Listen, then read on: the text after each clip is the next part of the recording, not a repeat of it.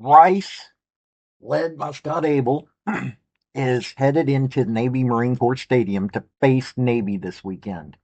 Now, Rice has been doing some good things. They beat Louisiana.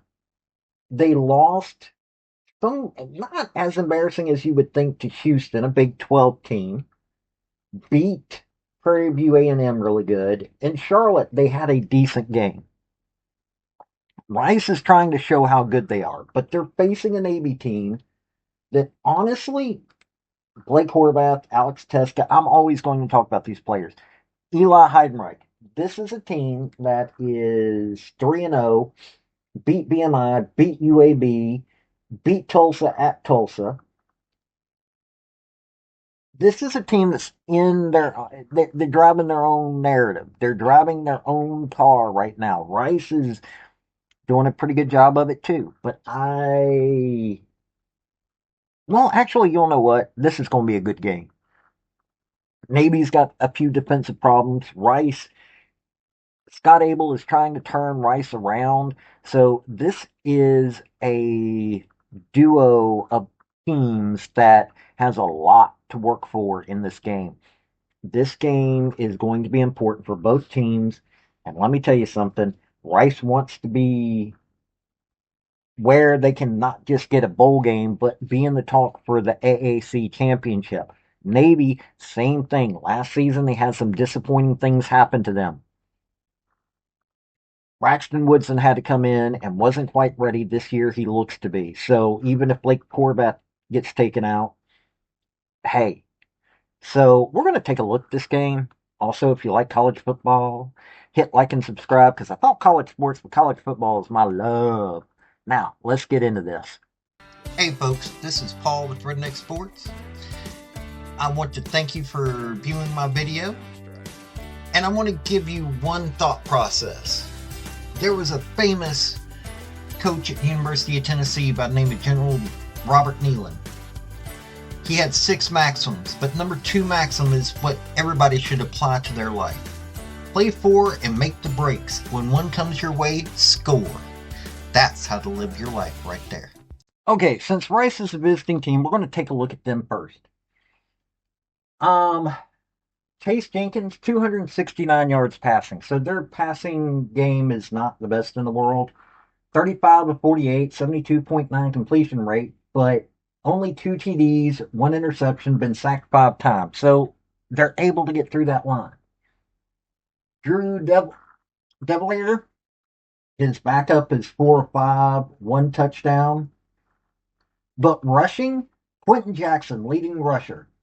58 carries, 293 yards, 2 touchdowns. Dalen Anderson, 42 carries, 222 yards, 2 touchdowns. Chase Jenkins has got 57 rushes, 215 yards, 3 touchdowns. Aaron Turner, a wide receiver, has got 11 carries, 92 yards, 2 touchdowns. So they got 9 on the ground. Receiving, Drayden Dickman has got 15 catches, 123 yards, 1 touchdown. Tyson Thompson, 4 for 66, 1 touchdown. And Landon Ransom goals, 6 of 63, 1 touchdown. On defense, they've been able to get to the opposing quarterback 14 times. They got 19 passes deflected. They've got 1 interception. They got 4 forced fumbles and 2 fumble recoveries. Andrew Oz got 28 tackles, got half a sack. Tom Morris got 28 tackles, 2 sacks, 1 pass deflection, and 1 forced fumble. Jack Kane, 15 tackles, 2 passes deflected, 1 interception. This is not a bad defense in any way, shape, or form. I mean, when you're talking about a team that's faced Houston, Louisiana, Prairie View A&M, and Charlotte, not a bad defense. Their offense, though, I've said it before, this offense needs to get their passing game going. I mean, Drayden Dickman is willing to get out there and do things. Their rushers, 58 carries and 293 yards. I mean, that's and 40. They're if you shut down their run game, they look like they have nothing. That's the sad part about this. But their defense is looking not bad at all. But their offense, a little one sided, which can be shut down quickly. Chase Jenkins, now maybe Scott Abel's just going, hey, this is uh, what we are. He's been at Rice the entire time. He's, it's just, I'm wondering, even though he's got a high completion percentage, just not been able to get there. Plus, that offensive line is holding badly. It's you can't have a one sided offense, and especially against a dynamic team like Navy.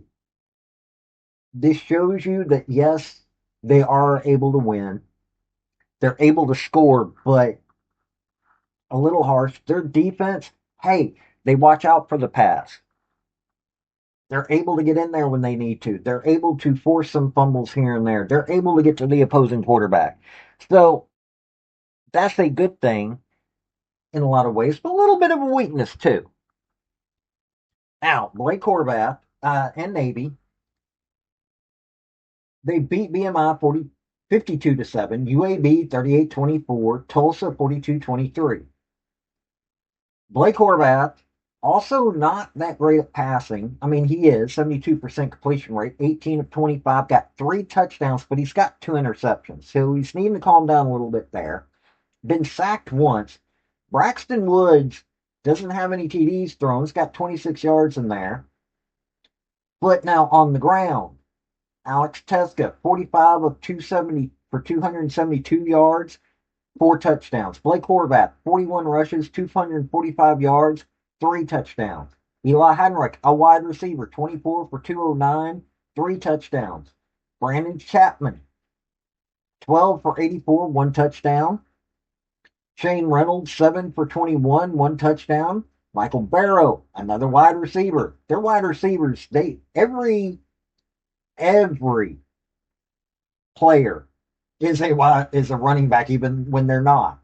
Uh, Michael Barrow, 2 rushes, 9 yards, 1 touchdown. Now on receiving, Eli Hadmark's caught 10 balls, 126 yards, 1 touchdown. Luke Hutchinson, 3 for 72 touchdowns. They are their triple option mostly focuses on the run, but if you ever watch their game, they know how to pass at the right moment. Teska's been well known for catching. Eli Heinrich's really good at it. Luke Hutchinson, really good at it. But they haven't needed it yet this year. But we're about to see against this Rice defense. Now on defense, they got 9 sacks on the opposing teams. 10 pass deflections, 3 interceptions, 2 forced fumbles, 2 fumble recoveries. Leading tackler, linebacker, Mark Anthony Parker, 20 tackles, 1.5 sacks, 1 interception as a linebacker. Landon Robinson, 19 tackles, 3.5 sacks. Luke Perez, 19 tackles, half a sack, got a fumble recovery. Their defense, while not as good as what Brian Newberry probably wants, is still a scary thing to have to face. You don't know what's coming at you, and they're more than willing to get to the opposing quarterback because they're so mobile. They're able to get interceptions, they're able to deflect passes. But this is a weakness. But it's balanced by a multi-talented offense that has way too many weapons for you to know what they're going to do, and you don't know where that ball's going. You don't know if it's going to stay on the ground. You don't know if it's going to get passed really quickly. You really don't know because this is what they do. This is a triple option. Rice may be running a lot and getting a little passes, but Brian Newberry has perfected the triple option. Now, do I think they're going to have problems against this Rice offense? Not as much as you would think, but it's still going to be a problem for them because they're used to being scored on. They've not got the dudes the size-wise dudes that Rice should have. So that's going to be a little bit of a headache there. Now, look, I think Navy, with their experience and also considering that this is a payback game after last year, I think Navy's going to come in there, especially when they're at Navy Marine Corps Stadium. Oh, let me tell you, that place can get rocking. You got all the midshipmen there. This is going to be a Navy win. It's going to be a battle, though. I'm not saying that it's not. I honestly think that Rice is going to give them a fit here and there. But I also don't think that Rice has got it this year just yet. I think Rice will probably be a bowl team. Scott Abell has been leading them very well. I just don't think they can take on one of the top eight, the top teams in their conference this season. Could be wrong, but this should be a Navy win. Rice has been showing a lot. So's Navy. And Navy is knows what it means to play the big games. This is a very experienced offense. Their defense not so bad either. Rice, yes, they're experienced, but they're learning a new system under Scott Abell. That's the difference. They're having to learn so much. Scott Abell is having to learn what they're going up against. And yeah, he went his time at Washington and Lee and Davidson.